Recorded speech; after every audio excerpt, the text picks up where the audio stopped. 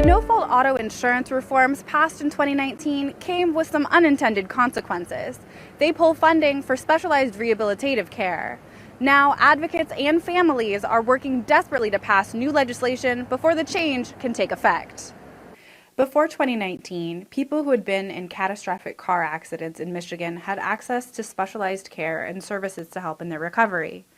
A new auto insurance law was passed in 2019, designed to lower costs by removing the requirement that all plans provide unlimited lifetime medical coverage for people seriously injured in accidents. But the law included a fee schedule that will take effect July 1st that significantly reduces funding for specialized rehabilitation services. Which is just going to diminish and really devastate her recovery and progress that she's made and still needs to go. Bush's daughter, Courtney, was involved in a serious car accident just last year and suffered serious injuries to her brain and body. Without access to affordable care, the effects could be devastating. It's going to be a matter of not being able to find them, or at the cost that they're going to be able to, that the reduced fee schedule is going to pay, that they're not going to be as qualified. They're not going to give her, the same level of care and therapy. In hospitals, those fees are generally covered by Medicare, which means that the biggest impact is on specifically designed rehabilitation programs. Those often don't take place in hospitals. Essentially means that that business needs to have at least a 45% net operating profit in order to survive. That would force thousands of job losses, and specialized care facilities would have to shut down. And believe me, it will be disaster for all those patients receiving care who will be displaced and end up in a Medicaid-funded nursing home with no care. That's wrong. That's morally wrong. That's morally reprehensible. Opponents of the new legislation argue that the new fee schedule will help Michigan drivers save hundreds, if not thousands of dollars in car insurance. Michigan drivers do spend more on car insurance specifically because of no-fault laws.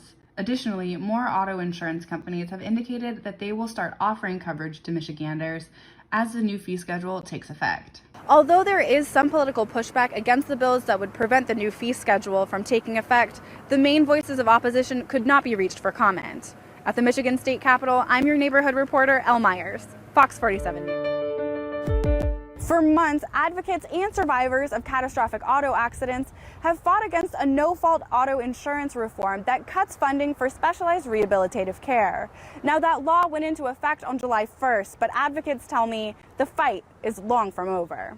No-fault insurance reform was meant to lower car insurance costs across the state, but the deal also cut money for rehabilitation services, medical procedures, and specialized programs for survivors of serious car accidents. The new fee schedule places a cap on the cost of care and only covers rehab services assigned codes by Medicare or Medicaid.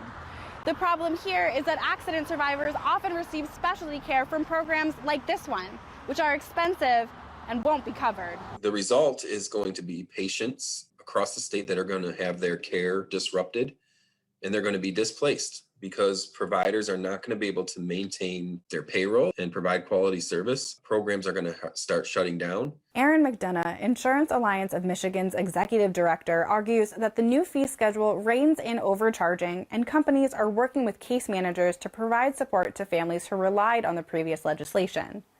Across the board 55% reimbursement cap is not reasonable. We have provided the legislature ample evidence of insurance adjusters stating that they will not negotiate rates with medical providers. So it's discouraging to see that kind of misinformation being provided. This week, legislators in Lansing passed a bill to create a $25 million fund for medical providers who will see losses as the new fee schedule takes effect. The funding is for the providers to help them provide care to these families.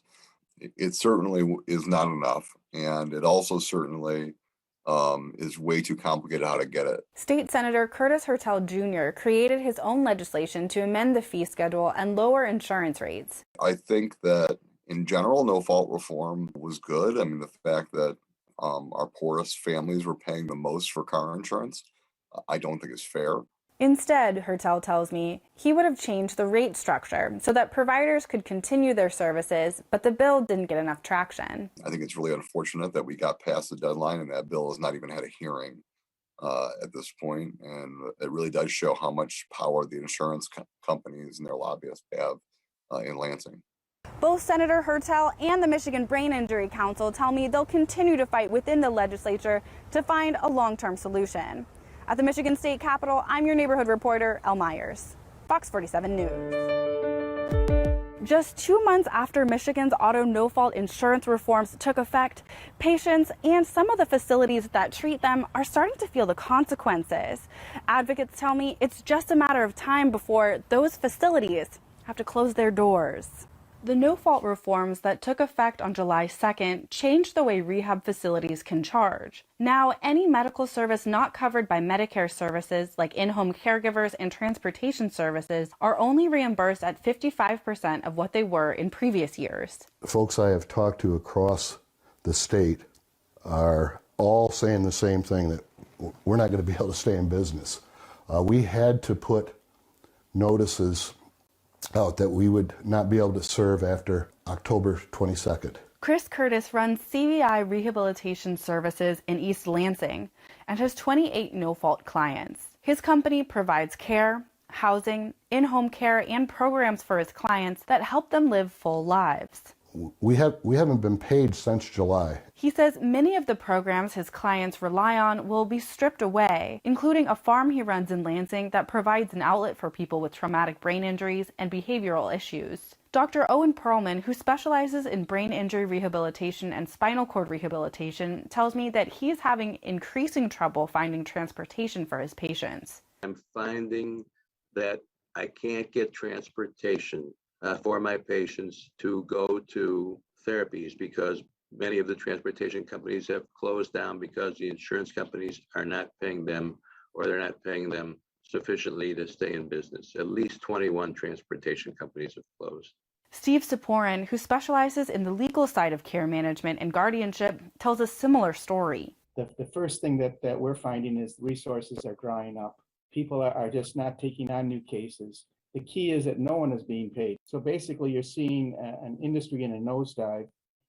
And unfortunately, there seems to be no reaction from Lansing. I reached out to the Michigan Department of Insurance and Financial Services Director, Anita Fox. The main purpose of the law originally was to bring down auto no-fault rates, which were the highest in the country. We have great coverage, but only if you can afford it. And so many drivers were driving uninsured, and that puts their families at risk, and it puts all of us at risk. She says the new no-fault auto reforms have been a success for the average consumer.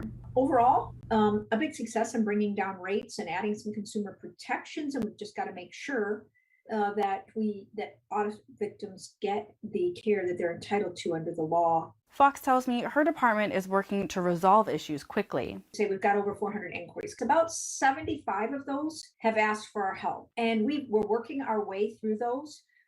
More than 50 have already been resolved, and by resolved I mean there's an adequate care plan in place that meets what the providers say that patient needs. But Curtis tells me despite working with DIFs so far, there's no solution for him. We churned out yesterday 26 complaints to DIFs. I can't get a return call. Curtis tells me out of his 28 no-fault patients, 22 of them will have to look for other options if he has to close CBI's doors. Reporting in Lansing, I'm Elle Myers, Fox 47 News.